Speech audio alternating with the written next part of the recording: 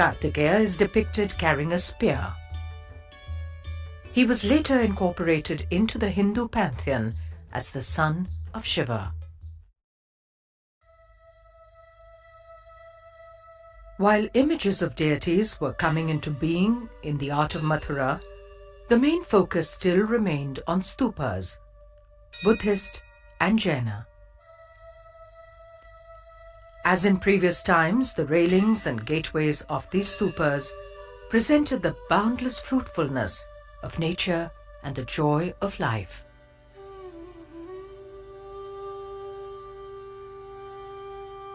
The Jain stupa depicted represents the ultimate goal of every being. As we approach it, we are greeted by images of the creative forces. The yakshis and the trees which they stand against or grasp represent nature. We must remember that in Indian thought, all beings, human, animal and plant, are intrinsically the same.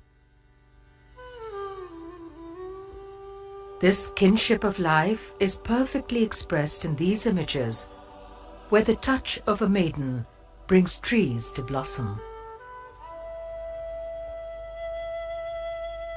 As seen from the 2nd century BC onwards, at the Bhaja caves in Western India, the artist delights in creating balconies above with figures looking out.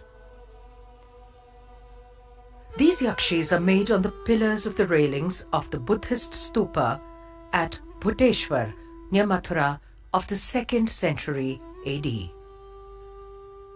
They stand on dwarfs or ganas.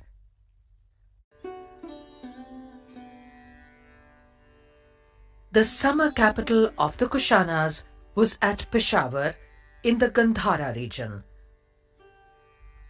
Buddhism had reached this area in the 3rd century BC with the emissaries sent by Ashoka.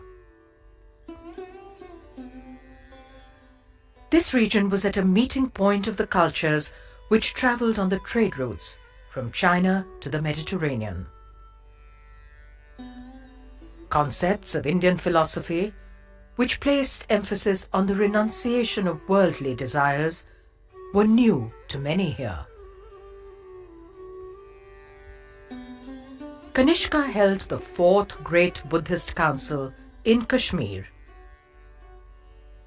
This was the first time that Mahayana Buddhism was given the full support of royal patronage. The council was also significant for making the Sanskrit language the main vehicle for Buddhist scriptures.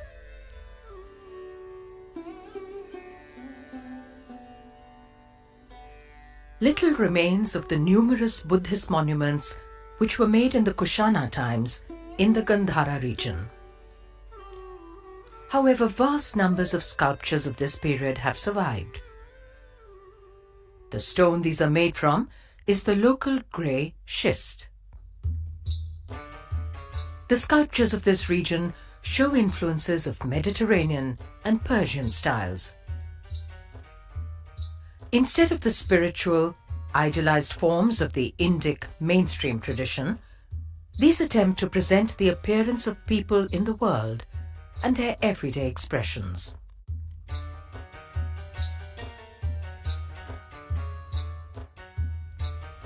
The drapery shows the influence of Western models. Whereas in the Mathura school, the figures are presented in transparent, light clothing, here the garments are made with heavy folds, and a great emphasis is given to their plasticity. The body is more muscular, in keeping with Greek and Roman norms.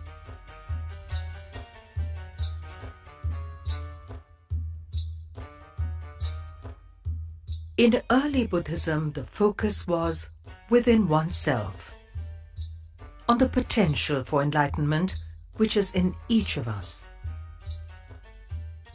In the Gandhara region, the attention began to go more towards the heroic personality of a Buddha and other Buddhas as distinct individuals. these could be prayed to for their help.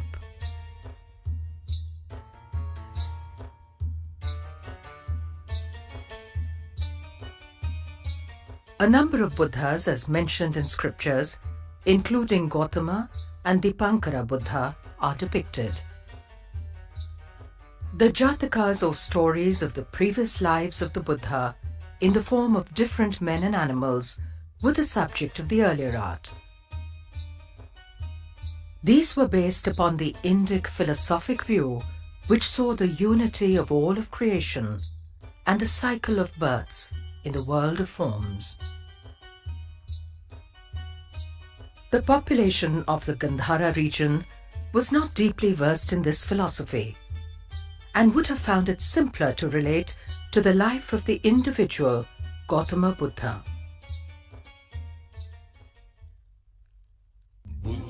The worship of the stupa continued in Gandhara. However, the stupa was considerably smaller, and it was surrounded by rows of image shrines. These contained images of Buddhas and Bodhisattvas, and their large numbers indicate the shift in the emphasis of worship. Unlike Gautam Buddha, who is beyond worldly adornments, Bodhisattvas are made with jewelry. Beyond the world of forms, the stupa had earlier been kept plain.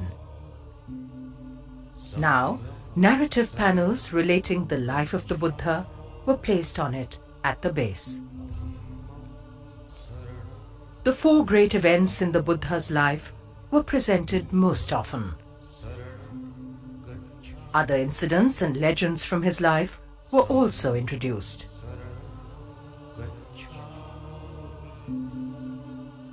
Here the emphasis became more on the drama of life in the ephemeral world. Human life, personified in the Buddha, before and after enlightenment, became the vehicle of the message.